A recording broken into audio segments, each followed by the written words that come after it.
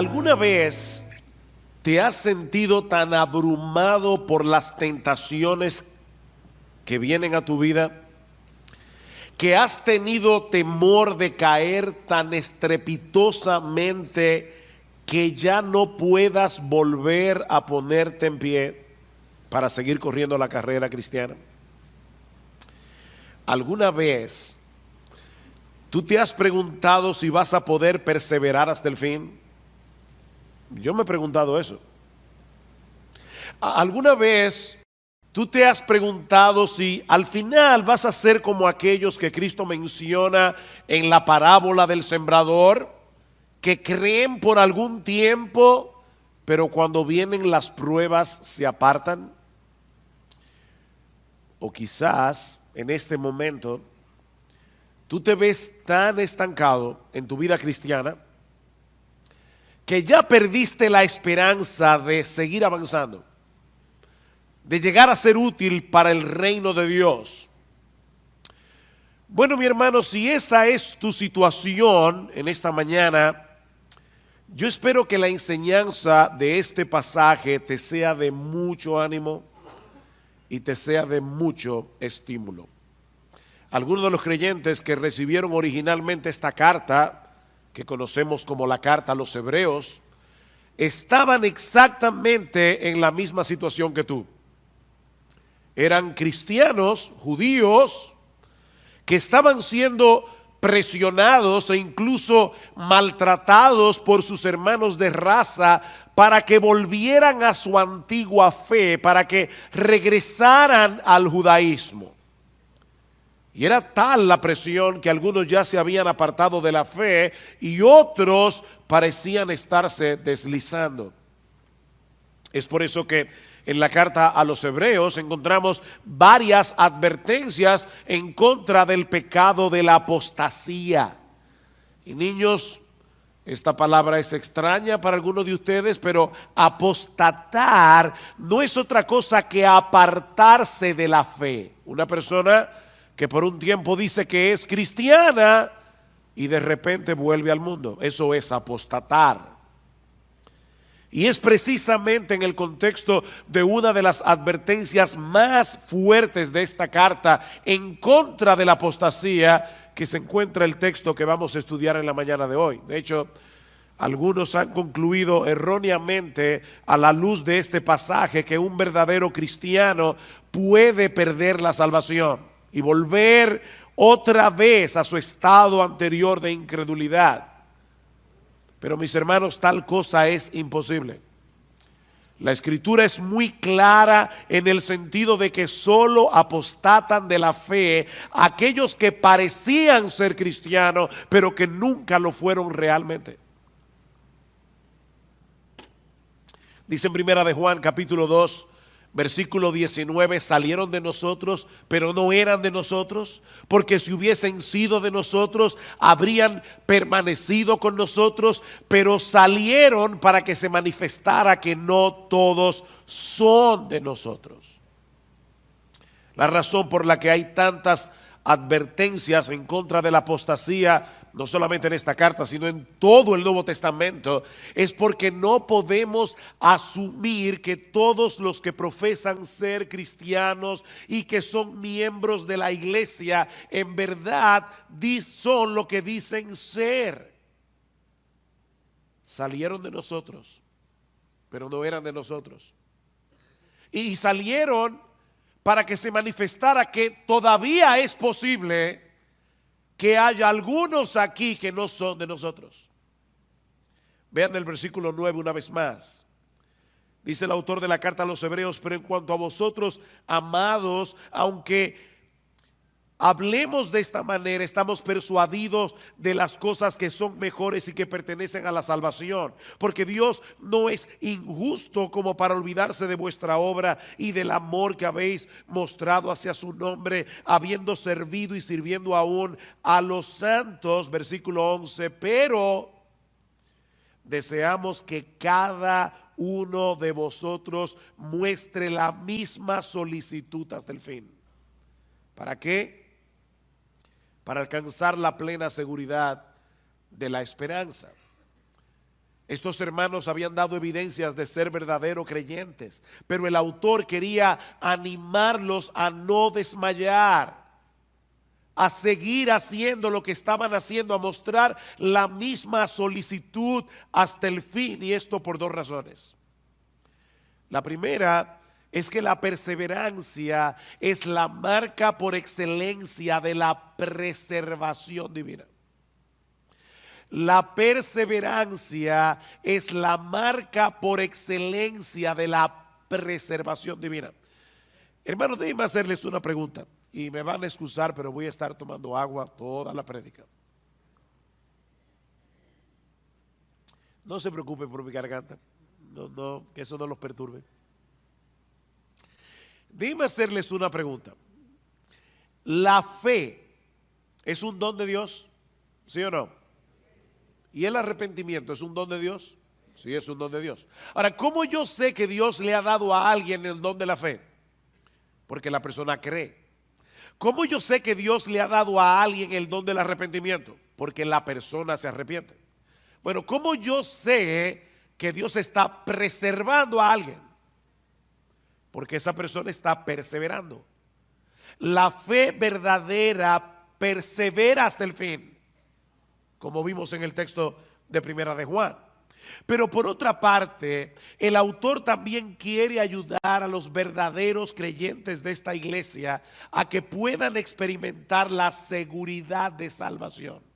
¿Lo vieron en el versículo 11? Que muestre la misma solicitud hasta el fin para alcanzar la plena seguridad de la esperanza. Que puedan estar seguros de que son salvos.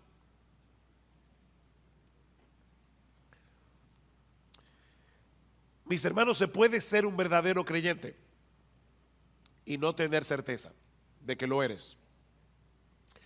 La seguridad de salvación no la tienen todos los cristianos.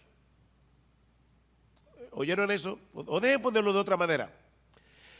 La inseguridad de salvación no es una prueba de que no somos cristianos. Hay muchos creyentes que van a llegar inseguros al cielo. Y hay muchos impíos que van a llegar seguros al infierno, creyendo que son creyentes. No todo el que me dice Señor, Señor, entrará en el reino de los cielos, sino el que hace la voluntad de mi Padre que está en los cielos. Así que la seguridad de salvación no es necesaria para ser salvo. Sin embargo, cuando un creyente no puede estar seguro de su salvación, no podrá disfrutar plenamente de la bendición de ser salvo. Ni tampoco podrá correr bien la carrera. Noten el versículo 12. Porque yo quiero que ustedes alcancen la plena seguridad de la esperanza, a fin de que no seáis perezosos. El estar seguro te mueve a no ser perezoso. ¿Cómo podremos entonces obtener una plena certeza de nuestra salvación? ¿O cómo vamos a poder seguir avanzando hacia la madurez en nuestras vidas cristianas de tal manera que podamos ser cada vez más útiles para el reino de Dios? En el versículo 12 nos dice dos cosas al respecto. La primera es que debemos seguir siendo diligentes en el cuidado de nuestras almas. Debemos ser diligentes en el cuidado de nuestras almas. Versículo 12. A fin de que no seáis perezosos, sino imitadores de los que mediante la fe y la paciencia heredan las promesas, para que no sean perezosos. Y la pereza de la que el autor está hablando aquí es una indisposición para el cumplimiento de nuestros deberes espirituales. Tú debes leer la Biblia, tú debes orar, tú debes venir a la iglesia, debes venir al culto de oración, debes leer buenos libros cristianos, debes tener una comunión edificante con otros hermanos en la fe. Esos son nuestros deberes espirituales, pero el perezoso, aunque lo sabe, no lo hace. Dice Salomón en Proverbios 26:13 que el perezoso siempre encuentra una excusa para dejar de hacer lo que tiene que hacer. El perezoso dice: hay un león en el camino, hay un león en medio de la plaza. Imagínense ustedes, yo quiero salir a trabajar, pero hay un león fuera de la puerta de mi casa. Así que prefiero quedarme aquí seguro. O dice en Proverbios 15:19 que el camino del perezoso es como un seto de espinos. Él tiene un deber que cumplir, pero magnifica de tal manera los obstáculos que tiene por delante que termina dejando el asunto para otro momento. Y es interesante porque no es que el perezoso no desee estar en una mejor condición espiritual. No, de hecho, en Proverbios 13:4 dice que el alma del perezoso desea, pero nada alcanza. Él desea, pero nada alcanza. Le dije que me iban a ver bebiendo agua hoy. No sufran, que yo estoy más interesado en decir este mensaje. Mañana descansaré la garganta. El perezoso no ha perdido la capacidad de desear una mejor condición espiritual de la que tiene. Él quiere, pero no lo puede alcanzar por causa de su pereza. Mis hermanos, si no somos diligentes en el uso de los medios que Dios ha provisto para que alcancemos una mejor condición, nuestros deseos nunca serán cumplidos. ¿Qué debemos hacer entonces? Despojarnos de nuestra pereza espiritual y en dependencia del Espíritu Santo disponernos a hacer lo que debemos hacer en el momento en que debemos hacerlo, aunque no tengamos ningún deseo de hacerlo. Pastor, ¿y eso no es hipocresía? No, eso es diligencia. Eso es diligencia. Yo no tengo deseos de leer la Biblia hoy en la mañana. Pídele a Dios que te dé deseo, ábrela y léela. Yo como que no tengo deseos de ir a la iglesia hoy. Levántate, cámbiate y sin ningún deseo, ven a la iglesia. Ser diligente es hacer lo que tú tienes que hacer en el momento en que tienes que hacerlo, aunque no tengas ningún deseo de hacerlo. El crecimiento espiritual requiere un esfuerzo diligente de nuestra parte. Pero pastor, yo creía que la salvación era por gracia. Y lo que usted está diciendo de verdad parece oponerse a la doctrina de la gracia. Si es por gracia, yo no tengo que hacer nada para merecer la bendición de Dios. Tú tienes razón. Si es por gracia, no es por mérito. La gracia se opone al mérito, pero no se opone al esfuerzo. De hecho, Pablo le dice a Timoteo en 2 Timoteo capítulo 2, Timoteo, esfuérzate en la gracia. Esfuérzate en la gracia. La gracia se opone a nuestros méritos. La gracia no se opone a nuestro esfuerzo. Es en el contexto de nuestra diligencia que podemos disfrutar de la bendición de Dios. No porque ese esfuerzo nos haga merecer que Dios nos bendiga, sino porque Dios ha decretado que seamos bendecidos siendo nosotros diligentes, usando los medios de gracia, la lectura regular de la palabra, la vida de oración privada y corporativa, congregarnos con el pueblo de Dios en el día del Señor, participar de la Santa Cena como haremos esta noche, leer buenos libros cristianos. Dios ha decretado fortalecer nuestra salud espiritual haciendo uso de esos medios. Pero el hecho de esforzarnos por hacer esas cosas no nos hacen merecedores de nada, porque esa diligencia es impulsada en nosotros de pura gracia, en una forma misteriosa que nunca vamos a poder entender. ¿Qué dice Pablo? Por tanto, amados míos, como siempre habéis obedecido, no como en mi presencia solamente, sino mucho más ahora en mi ausencia, ocupaos en vuestra salvación con temor y con temblor, porque Dios es el que produce en vosotros así el querer como el hacer por su buena voluntad.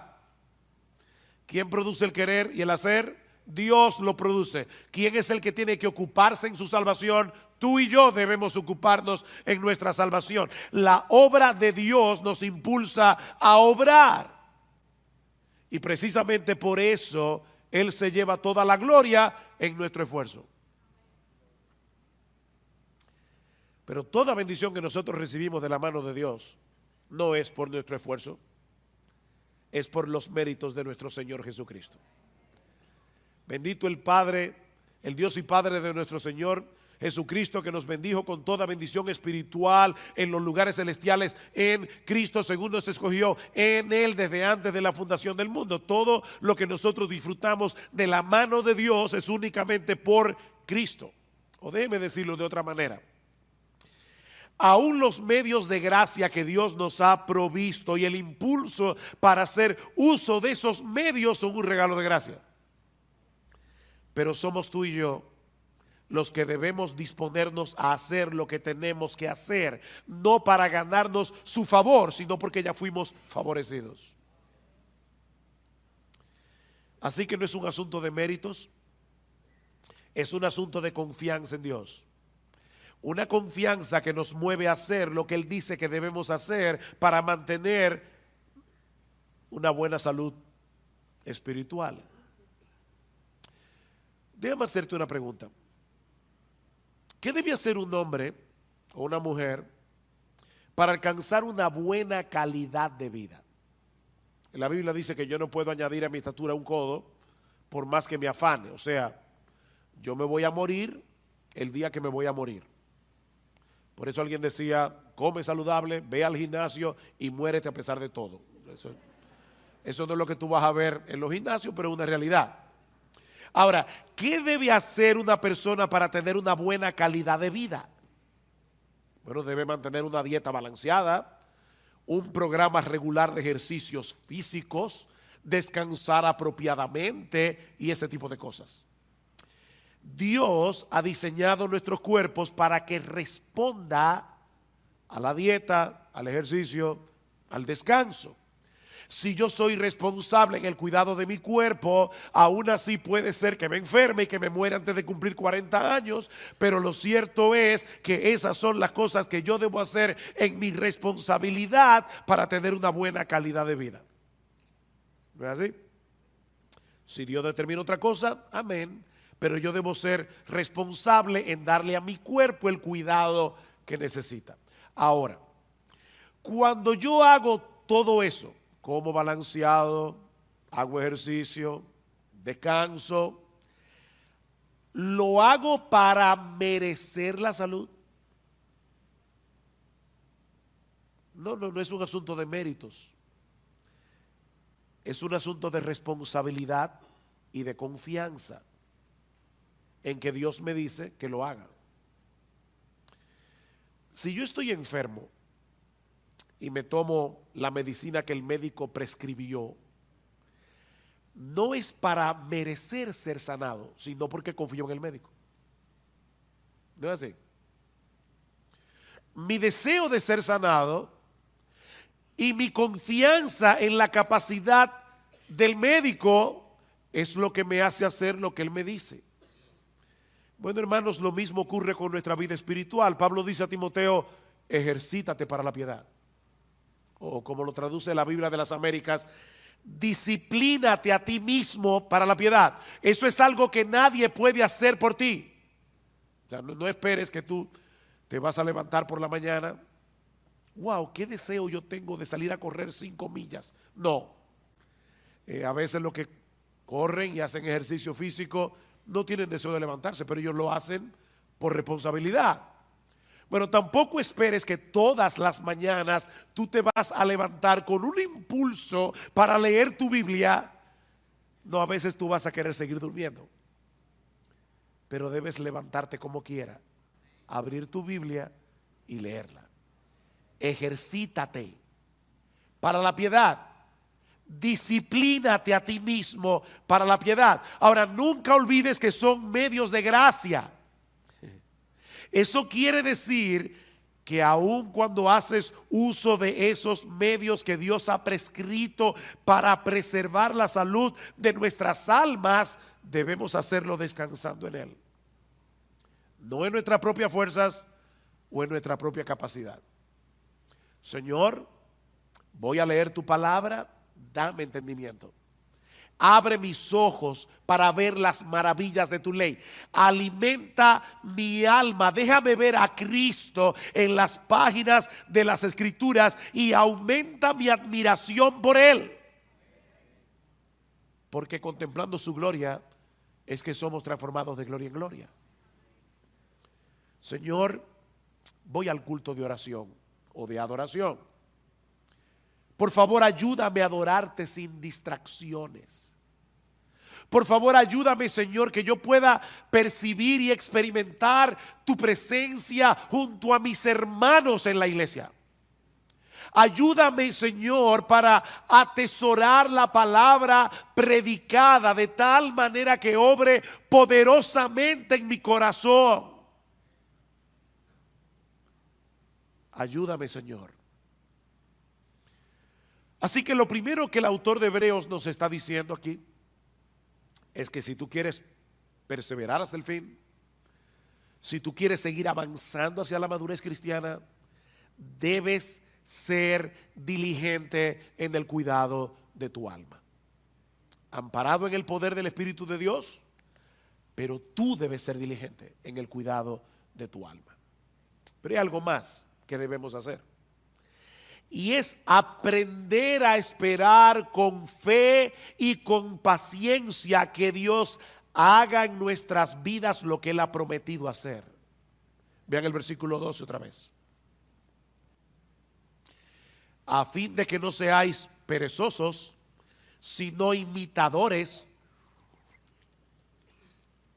de los que mediante la fe y la paciencia heredan las promesas. El texto no nos dice explícitamente quiénes son esos creyentes a los que debemos imitar, pero obviamente se refiere a todos los hombres y mujeres de fe del Antiguo Testamento que encontramos en el capítulo 11 de la carta a los Hebreos, y de los cuales Abraham es un prototipo. Vean el versículo 13. Pues cuando Dios hizo la promesa a Abraham, no pudiendo jurar por uno mayor, juró por sí mismo. ¿Por quién jura Dios? Por Él mismo. Diciendo, ciertamente te bendeciré y ciertamente te multiplicaré. Y así, habiendo esperado con paciencia, obtuvo la promesa. Habiendo esperado ¿cuántos años? 25 años. Con paciencia. Pero Dios le dio el hijo.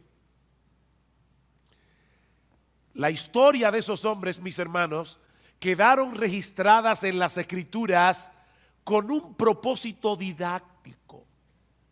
Dice Romanos 15, porque todo lo que fue escrito en tiempos pasados para nuestra enseñanza se escribió a fin de que por medio de la paciencia y del consuelo de las Escrituras tengamos esperanza.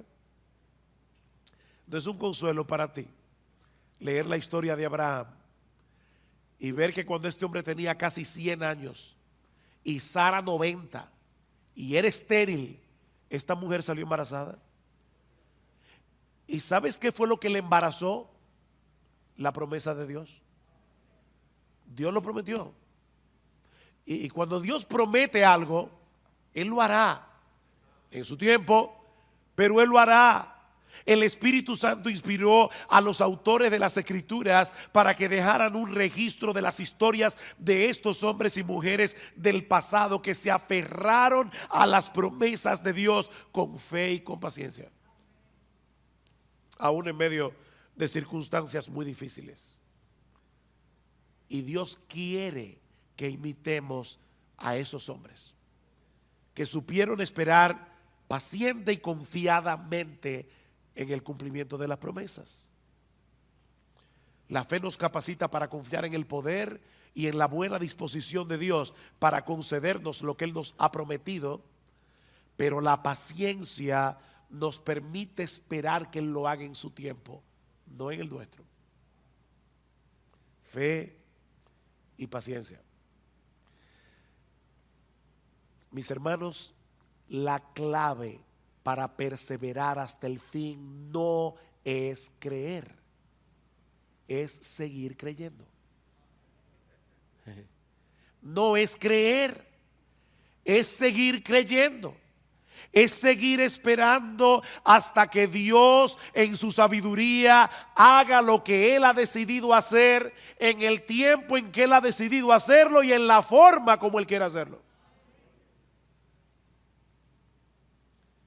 Esta palabra que aparece en nuestro texto y que se traduce como paciencia nos habla de quietud y confianza prolongada en medio de la aflicción. Eso es paciencia. La fe nos lleva a descansar confiados en las promesas de Dios. La paciencia nos permite continuar esperando lo prometido, aunque en medio de las circunstancias en que nos encontremos nos dé la impresión de que Dios se olvidó del asunto. Mira, mi hermano, Dios está más interesado en tu carácter que en tu comodidad. Él quiere llevarte a depender más de Él, a que tú entiendas cuánto lo necesitas.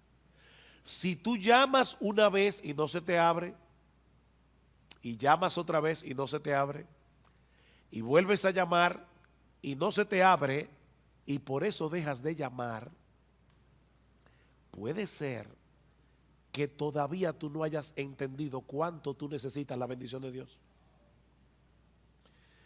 Eso quiere decir que tu fe necesita ser fortalecida. ¿Y sabes cuál es la lagartija que fortalece la fe? Yo no sé cómo le llamarán ese ejercicio en otra parte de América Latina, pero los push-ups, no sé cómo decirle. ¿Sabes cuál es el ejercicio que fortalece la fe? Seguir esperando a la promesa de Dios. Esperar. Esperar fortalece la fe. Dice en Romanos 8:24 que fuimos salvados en esperanza, pero la esperanza que se ve no es esperanza. Pues, ¿por qué esperar lo que uno ve? O como lo dice en otra versión, ¿quién espera lo que ya tiene? Es en la espera que se fortalece nuestra fe. Aquellos que han sabido unir la fe con la paciencia seguirán llamando y seguirán llamando y seguirán llamando hasta que le abran la puerta. Dice el salmista en el Salmo 123: a ti levanto mis ojos, oh tú que reinas en los cielos. He aquí como los ojos de los siervos miran a la mano de su Señor, como los ojos de la sierva a la mano de su señora. Así nuestros ojos miran al Señor hasta que se apiade de nosotros. ¿Por cuánto tiempo? Hasta que se apiade. Salmo 130: espero en el Señor, en Él espera mi alma y en su palabra tengo mi esperanza. Mi alma espera al Señor más que los centinelas a la mañana. Sí, más que los centinelas a la mañana. ¿Te das cuenta, mi hermano, la insistencia de la Biblia en el hecho de esperar? Si no aprendes a esperar, vivirás frustrado. Te vas a frustrar con Dios, porque el horario de Dios casi nunca encaja con nuestras expectativas. Te vas a frustrar. Dios pudo hacer el mundo en un segundo, pero lo hizo en 6 días. Y dice que al principio la tierra estaba desordenada y vacía, y Dios la fue trabajando poco a poco, poblando la tierra hasta hacerla productiva. Dios hace las cosas en su tiempo. Mi hermanos, no es como a nosotros nos parece mejor, sino es como Él sabe que es lo mejor. Ustedes recuerdan cuando Elías le oró a Dios. Había una sequía de 3 años y medio. Y el Señor no envió la lluvia de inmediato. Elías le dice a su criado: ve a ver si tú ves algo en el cielo. El criado regresó diciendo: yo no veo nada. Vuelve otra vez. Nada. Vuelve otra vez. Nada. Vuelve otra vez. ¿Saben cuántas veces volvió el criado? 7 veces. Oigan, hay que tener paciencia. En este caso del criado con Elías. Pero ya no te dije que no hay nada. Ve otra vez. Finalmente el criado llega y le dice: veo una pequeña nube como la palma de un hombre que sube del mar. Cuando Gloria y yo fuimos a visitar a nuestra hija en Medio Oriente, aquel lugar es desértico, casi nunca llueve. De hecho, desde abril hasta noviembre no hay nubes en el cielo, nunca, nada de nube, ni una sola. Ahora imagínate en ese desierto que alguien vea una nube del tamaño de la palma de una mano que está subiendo del mar y dice: ay, parece que va a llover. Elías, que entendía perfectamente el modo de obrar de Dios, le dice al criado: sube y dile a Acab, prepara tu carro y desciende para que la fuerte lluvia no te detenga. Y sucedió que al poco tiempo el cielo se oscureció con nubes y viento y hubo una gran lluvia.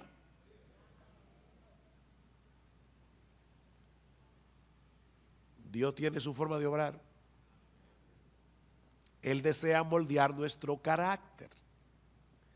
Y eso solo es posible en el contexto de la fe y de la paciencia. Tenemos un problema, deseamos ser atendidos de inmediato, entendemos que el asunto es urgente. ¿Y saben lo que hace Dios?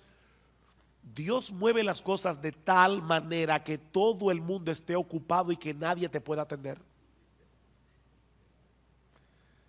¿Te ha pasado? ¿Sabes qué es lo que Dios está haciendo? Enseñándote a esperar con fe y con paciencia. Tu mayor problema no es que te atiendan. Tu mayor problema es tu falta de fe. Y Dios está moldeando tu carácter. Mis hermanos, ¿qué aflicción puede ser mayor que la muerte de un ser querido?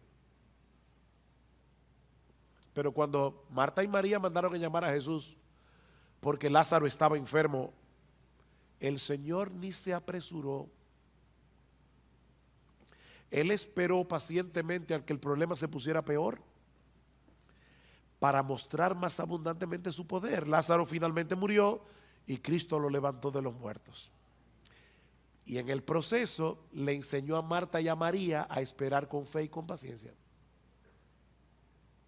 La hija de Jairo, cuando este hombre acudió a Cristo, su hija aún vivía, pero el Señor otra vez se entretuvo en el camino tratando otro caso, el de la mujer que tenía flujo de sangre. Y ustedes saben lo que sucedió. La niña muere y Cristo de nuevo la levanta de los muertos. Estas historias están en la Biblia, mis hermanos, para enseñarnos algo. Cristo dejó que esa niña muriera para que nosotros aprendiéramos a tener fe y paciencia. A veces va a parecernos que el Señor no nos está haciendo caso. ¿Recuerdan la mujer sirofenicia? Señor, ten misericordia de mí, mi hija está posesa por un demonio, y Cristo ni le escucha. Los apóstoles vienen. Por favor, Señor, haz algo para que esta mujer nos deje tranquilos. No es correcto quitarle el pan de los hijos para dárselo a los perrillos. Yo vine primero a los perdidos de la casa de Israel. Y esta mujer le dice: sí, Señor, pero aún los perrillos comen de las migajas que caen de la mesa de sus amos.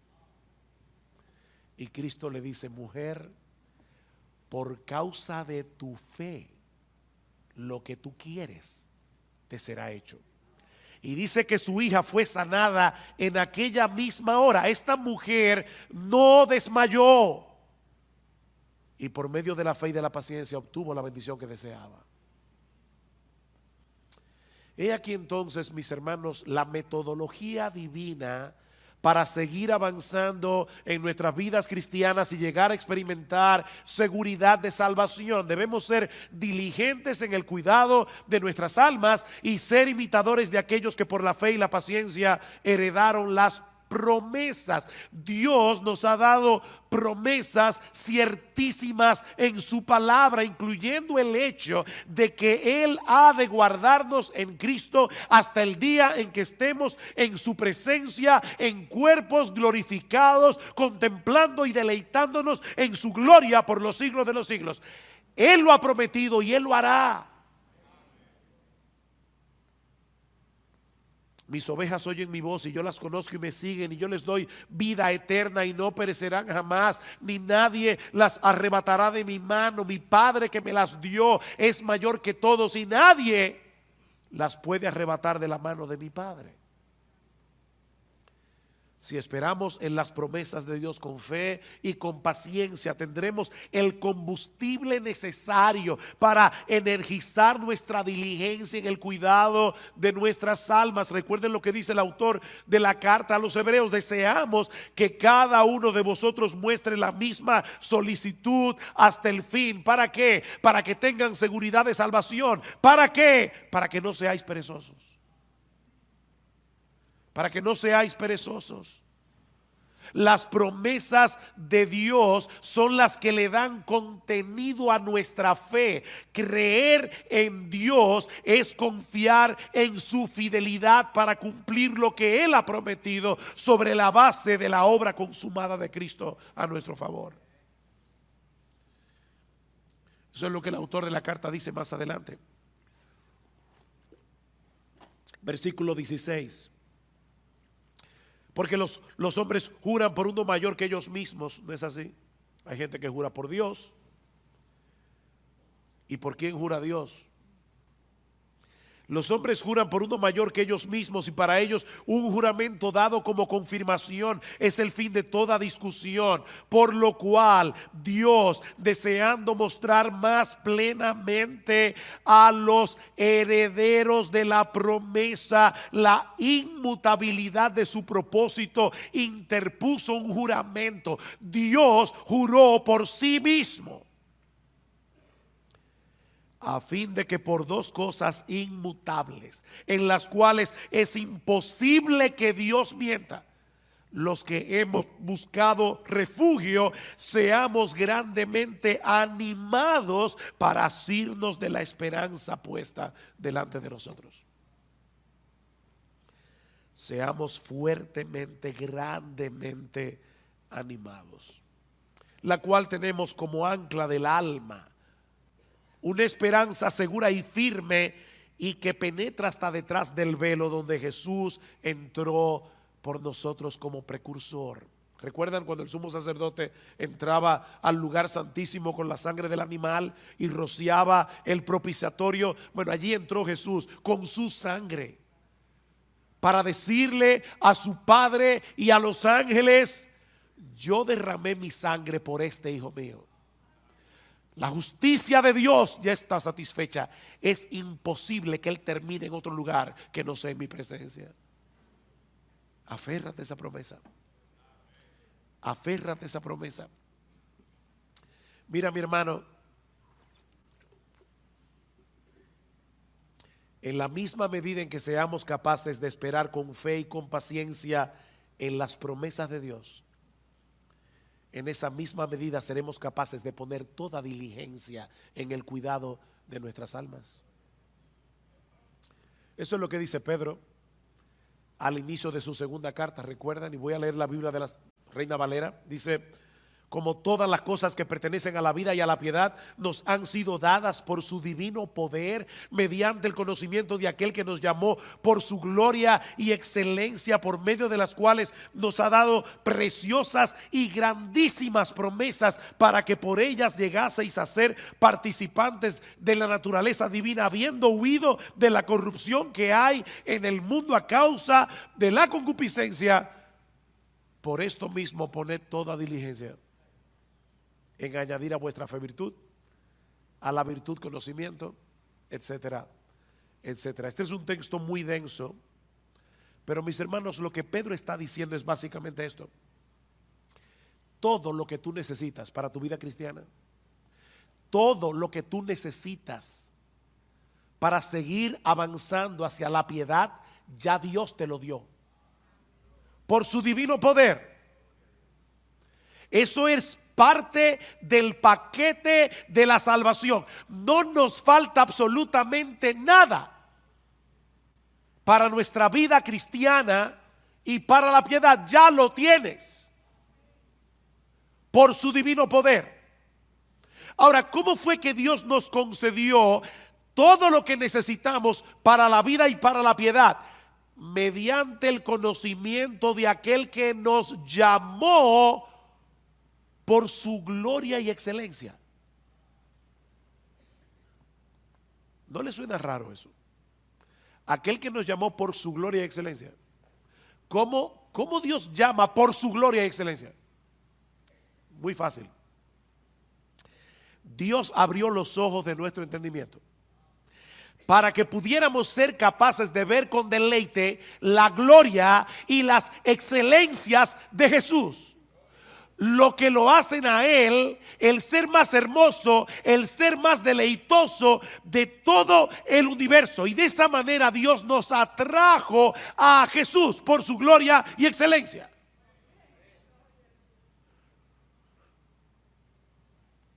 Y ahora Pedro está diciendo: el hecho de saber que el poder omnipotente de ese Dios que nos llamó por su gloria y excelencia está obrando en nosotros hasta que estemos en su presencia en cuerpo y almas glorificados, es una poderosa motivación para poner toda diligencia en añadir a vuestra fe virtud, a la virtud conocimiento. Alguien lo ilustra de esta manera: imagínate que tú eres un prisionero de guerra en un campo de concentración y has perdido toda esperanza de salir vivo de allí. Y en tu desesperanza ya tú comenzaste a vivir descuidadamente. Tú lo que quieres es sobrevivir hasta la muerte, y ya tú no te preguntas si algo está bien o algo está mal. Como decimos en buen dominicano, tú estás dado al pecado. Pero de repente te enteras de que se está planificando un intercambio de prisioneros. Y ves que se acerca a la fila donde estás tú el guardia que tiene la responsabilidad de señalar a los que van a ser libertados y enviados de vuelta a su familia.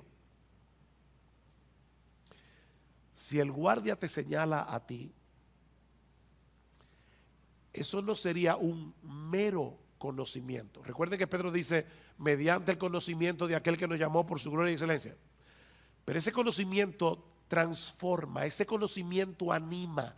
Si el guardia se te acerca a ti, tú no vas a pensar: oh, qué interesante, me llamó a mí. No, mi hermano, en ese momento el poder de la esperanza va a energizar todo tu cuerpo y tu alma, porque sabes que has sido llamado para ser de nuevo un hombre libre. Bueno, eso es precisamente lo que Pedro nos está diciendo aquí. El hecho de saber que el Dios de gloria se nos ha acercado y nos ha dicho: tú que estás allí, ven, yo te mostraré mi gloria y te daré una vida eterna glorificada para disfrutarla. Esa es una esperanza que energiza nuestra diligencia para seguir avanzando en el camino de la piedad. De ahí lo que sigue diciendo Pedro: como ustedes tienen esas preciosas y grandísimas promesas, vosotros también, poniendo toda diligencia por esto mismo, añadid a vuestra fe virtud, a la virtud conocimiento, al conocimiento dominio propio, al dominio propio paciencia, a la paciencia piedad, a la piedad afecto fraternal y al afecto fraternal amor. ¿Se dan cuenta? Este texto concluye como comienza Hebreos 6. Pedro lo pone al revés. Esperar con fe y con paciencia en las promesas de Dios es lo que nos hace diligentes para añadir a la fe virtud, a la virtud conocimiento y así sucesivamente. Mis hermanos, no hay forma de avanzar sin esperanza. Y la esperanza se alimenta de las promesas de Dios. Solo si aprendemos a esperar en ellas con fe y con paciencia. Promesas, esperanza, fe y paciencia. Y ahora yo te pregunto: ¿qué tanto tú estás alimentando tu esperanza con las promesas de la palabra de Dios? ¿Qué tan a menudo tú traes esas promesas a tu mente, sobre todo cuando estás en medio del dolor y de la aflicción? ¿Cuándo fue la última vez que en una forma consciente tú meditaste en una promesa de las Escrituras hasta que la paz y la quietud trajeran descanso a tu alma? ¿Qué tan dispuesto tú estás a seguir esperando en Dios, sabiendo que Él selló cada una de sus promesas con la sangre que Cristo derramó por ti en la cruz del Calvario? Recuerda que es por fe que andamos, no por vista. Mis hermanos, que el Señor nos ayude a mostrar la misma solicitud hasta el fin. Hasta el fin, no te canses, para alcanzar la plena seguridad de la esperanza, a fin de que no seáis perezosos y no imitadores de los que mediante la fe y la paciencia heredan las promesas.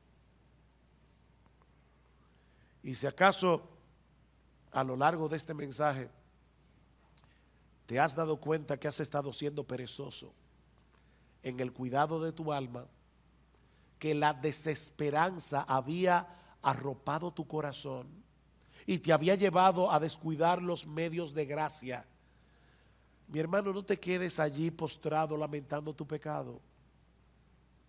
Si confesamos nuestros pecados, Él es fiel y justo para perdonar nuestros pecados y limpiarnos de toda maldad. Señor, perdóname, yo he estado descuidando la lectura de tu palabra, yo he estado descuidando la oración. Perdóname, Señor, he estado descuidando el venir a la iglesia, he estado descuidando participar de tu cena. Perdóname, Señor, porque no he estado cultivando el hábito apropiado de lectura. Perdóname, Señor, porque no he estado teniendo comunión edificante con mis hermanos en la iglesia. Perdóname, y después que le pidas perdón, apropiate por fe de ese.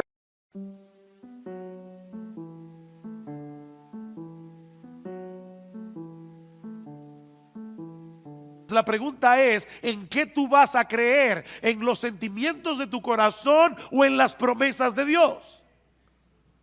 Si confesamos nuestros pecados, Él es fiel y Él es justo para perdonar nuestros pecados, para limpiarnos de toda maldad. Así que ve a Dios, pídele perdón Apropiate por fe de ese perdón y, como dice luego la carta a los Hebreos, levanta las manos caídas, levanta las rodillas paralizadas y haced sendas derechas para vuestros pies, para que lo cojo no se salga del camino, sino que sea sanado. Y finalizo con esta palabra de bendición de la misma carta a los Hebreos. Y el Dios de paz, que resucitó de los muertos a nuestro Señor Jesucristo, el gran pastor de las ovejas, por la sangre del pacto eterno, os haga aptos en toda obra buena, para que hagáis su voluntad, haciendo Él en vosotros lo que es agradable delante de Él, por Jesucristo, al cual sea la gloria por los siglos.